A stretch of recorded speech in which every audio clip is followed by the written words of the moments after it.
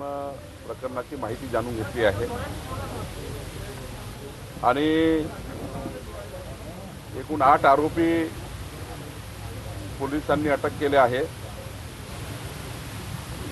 7 mobile, 1 laptop, 1 hard disk आणि 1 tab हे पोलिसांनी आपल्या ताब्यात घेतलं आहे। फॉरेन्सिक तपासणी करता संपूर्ण डिव्हाइसेस पोलिसांनी पाठवले आहे। फॉरेन्सिक रिपोर्ट लवकरच येईल, त्यामध्ये अधिक माहिती आपल्याला मिळणार आहे। आज नागपूरवरून एक 15 वर्षीय विक्टिम याचाही तपास सुरू आहे, त्यांचे बयान चालू आहे। त्या बयानानंतर अजून पोलिसांची कारवाई सुरू होईल। खरं तर या मोबाईलवर व्हायरल झालेल्या या प्रकरणामध्ये पोलिसांनी कॉग्निशन घेऊन गुन्हे दाखल केले आहेत। यामध्ये कोणी स्वतःहून पोलीस स्टेशनला गुन्हे दाखल करण्याकरता आलं नाही।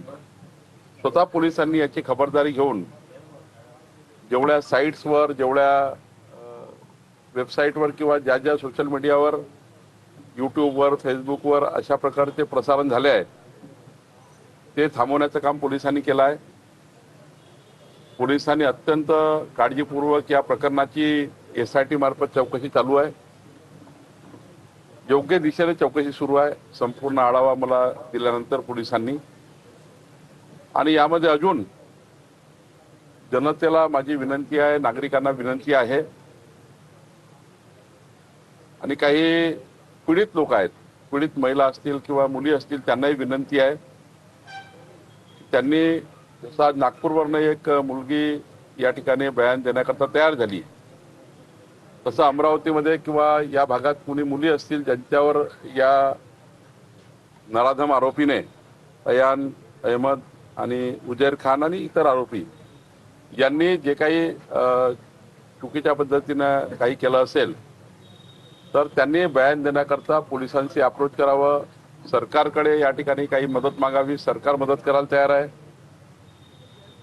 त्यांचे नाव येणार नाही याची काळजी घेईल आणि काही नागरिकाकडे काही ॲडिशनल काही पुरावे असतील, शेवटी पोलिसांना तपासामध्ये मदत करणे आपली जबाबदारी आहे।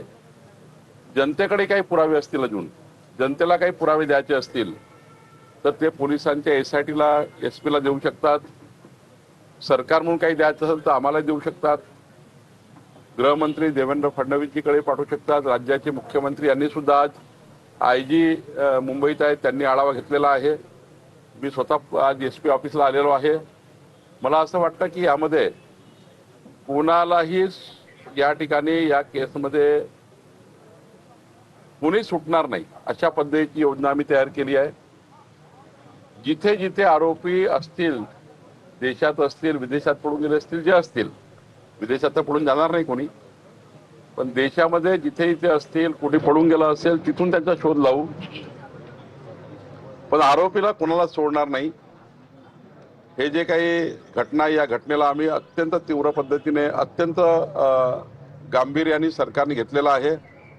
सरकारच्या सर्वच बाजूने पोलिसांची इन्क्वायरी चालू आहे। पोलिसांचे जे जे अशा प्रकरणात इन्क्वायरीचे जे संसाधन असतात किंवा अशा प्रकरणाच्या इन्क्वायरी करण्याचे जे पोलिसांचा हातखंडा असतो ते सर्व हातखंडे पोलिसांनी वापरलेले आहेत।